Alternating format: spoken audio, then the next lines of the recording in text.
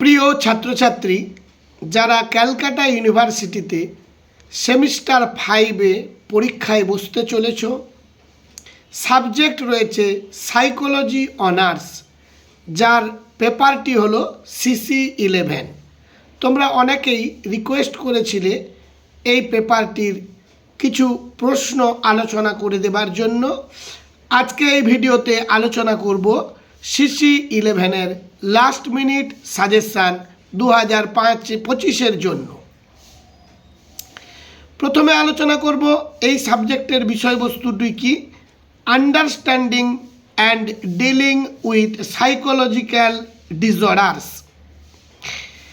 বিষয়টিতে তোমাদের 50 মার্কের প্রশ্ন হবে, তার মধ্যে 5 মার্কের 2টি প্রশ্নের উত্তর দিতে হবে, 10 মার্কের 1টি প্রশ্নের উত্তর দিতে হবে এবং 15 মার্কের 2টি প্রশ্ন।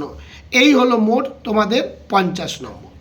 যারা চ্যানেলটি এখনও সাবস্ক্রাইব করনি তারা চ্যানেলটি সাবস্ক্রাইব করে পাশের বেল আইকনটি ক্লিক করে রেখো, যাতে তোমারই প্রয়োজনীয় কোনো ভিডিও আপলোড করলে সবার আগে নোটিফিকেশান তুমিই পেয়ে যাবে। দেখো, আমাদের ইউটিউব জগতে যে সমস্ত শিক্ষার সম্বন্ধীয় চ্যানেলগুলো আছে তার মধ্যে একমাত্র মনুষ্যর কোচিং ভবানীপুর চ্যানেলের তরফ থেকেই এই সাইকোলজি অনার্সের একমাত্র সাজেশান দেওয়া হয়। 1 দাগের প্রশ্ন, answer 2 from the following.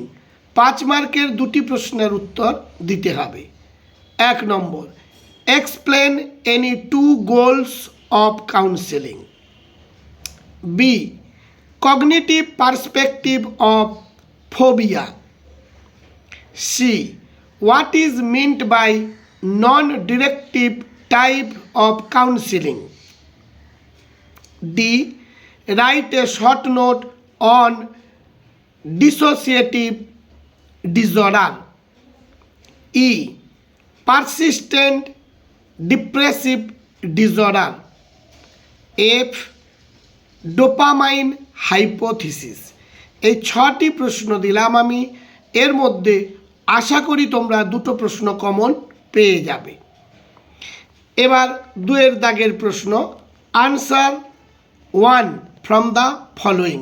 Word limit 150, 10 into 1. Question number A, describe the role of neurotransmitters in mood disorder. B, delineate the different steps of counseling. C, discuss the behavioral explanations of phobia. E, discuss the biological etiology of mood disorder. এবারে question number 3, answer 2 questions from the following. Word limit 1000, 15 into 2.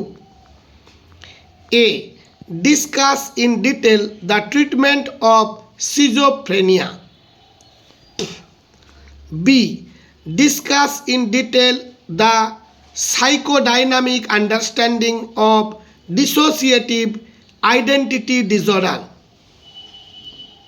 C, discuss the common techniques of intervention in mood disorder.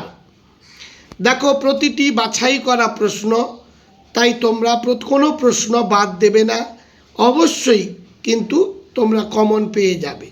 কেননা আমার এই কোচিংয়ে psychology অনার্সের যে স্টুডেন্টরা পড়তো তারা সবাই গ্র্যাজুয়েশান কমপ্লিট করেছে এবং এই ইয়ারেই তারা কমপ্লিট করেছে এবং কমনও আমরা পেয়েছি। জানি এই সাবজেক্টে প্রশ্নপত্র কমন পাওয়া খুবই কষ্টকর, তবুও যথাসাধ্য আমি বাছাই করে কিছু প্রশ্ন সাজেস্ট করি এবং কমন আমরা পাই। সির দাগ, discuss the common techniques of intervention in mood disorder. D, write down the psychodynamic explanations of obsessive compulsive disorder. E, discuss the purpose of counseling, differentiate between directive and non-directive counseling, describe the steps involved in directive counselling. দেখো তোমাদের প্রশ্নপত্রে ইউনিভার্সিটির এই 3-এর দাগে 4টি প্রশ্ন দেওয়া থাকে, তোমাদের 2টি প্রশ্নের উত্তর দিতে হয়। আমিও খুব একটা বেশি প্রশ্ন দিইনি, মাত্র 5টি প্রশ্ন সাজেস্ট করেছি। আবার 2-এর দাগে তোমাদের 3টি প্রশ্ন দেওয়া থাকে, 1টি প্রশ্নের উত্তর দিতে হয়, আমি মাত্র 4টি প্রশ্ন দিয়েছি। তোমাদের 1-এর দাগে 4টি প্রশ্ন দেওয়া থাকে, 2টি প্রশ্নের উত্তর দিতে হয়, আমি মাত্র 6টি প্রশ্ন দিয়েছি। তাই তোমাদের বারবার জানালাম প্রশ্নগুলো তৈরি করো, কমন অবশ্যই তোমরা পেয়ে যাবে। আর অন্যান্য history honours, political science honours, education honours, এই সমস্ত সাবজেক্টগুলোর যে সমস্ত পেপার আছে প্রতিটি সাবজেক্টের সাজেশান খুব কম সংখ্যকভাবে দেওয়া, অবশ্যই তোমরা চ্যানেলটি ভিজিট করো, অবশ্যই পেয়ে যাবে। আজ তাহলে এই পর্যন্ত, দেখা হবে পরবর্তী ভিডিওতে।